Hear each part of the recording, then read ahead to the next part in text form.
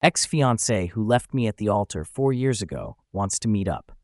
Now I'm torn between closure and leaving the past behind.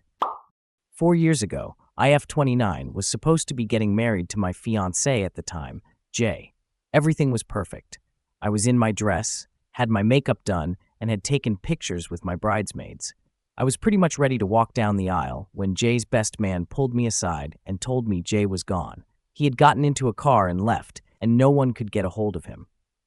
When I came home to our apartment, all his stuff was gone. He completely disappeared after that, and I had to force myself to move on.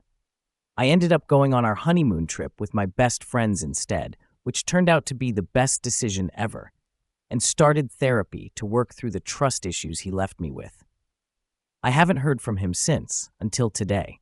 Apparently, he got back in touch with an old mutual friend who gave him my number. Jay texted me saying he wants to meet up and apologize.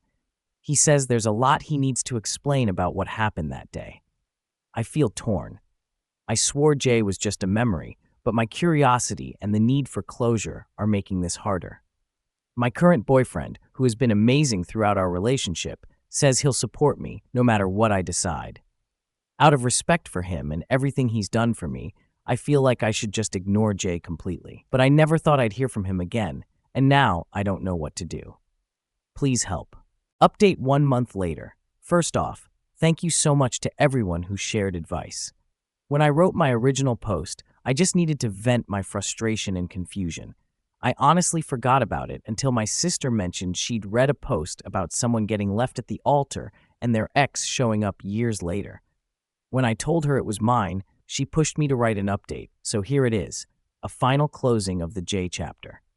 This all happened 2 weeks ago. Against most of the advice I received, I decided to meet up with Jay.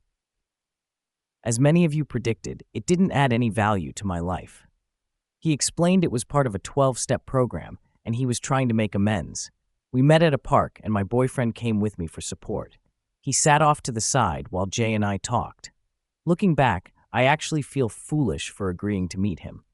During our conversation, I realized there were so many red flags in our relationship that I ignored because Jay was such a good liar. For the last year of our relationship, Jay had been hiding a lot. He admitted he was using drugs and cheating on me. He also confessed that he had been struggling with his sexuality for years. Knowing the truth now, it's not surprising how everything unfolded. His family is incredibly toxic. I wanted nothing to do with them back then, but he insisted on including them in big life events, like our wedding. Jay explained that the drugs were his way of coping, pretending to love me while he was actually in love with someone else. He had met his boyfriend at work, and I'd unknowingly met him a few times when I dropped off lunch for Jay. When our wedding day approached, his boyfriend gave him an ultimatum: choose him or me. Jay chose him. He packed his bags and pretended everything was fine until his boyfriend picked him up, and they moved 2 towns over. When I asked if he was still with his boyfriend, he said no. He admitted that after leaving, he thought he could quit the drugs once he was free of his family and the lies, but he couldn't. His boyfriend eventually found out and left him. After that, he spiraled, getting high and hooking up with random people. It wasn't until one of his regular hookups tragically overdosed while they were in the same bed that Jay realized he needed to get sober. He apologized for not being honest with me and leading me on. He said he regretted not telling me the truth because I would have been the most understanding about him being gay. He admitted he missed me after he left, not romantically, but as a best friend. It was a lot to take in. I told him that while I was glad he was doing better, I didn't want any further contact. I forgave him, but made it clear that I needed to move forward without him in my life. He understood and mentioned he was only in town for a few more days before leaving again for good. When I got home, I cried.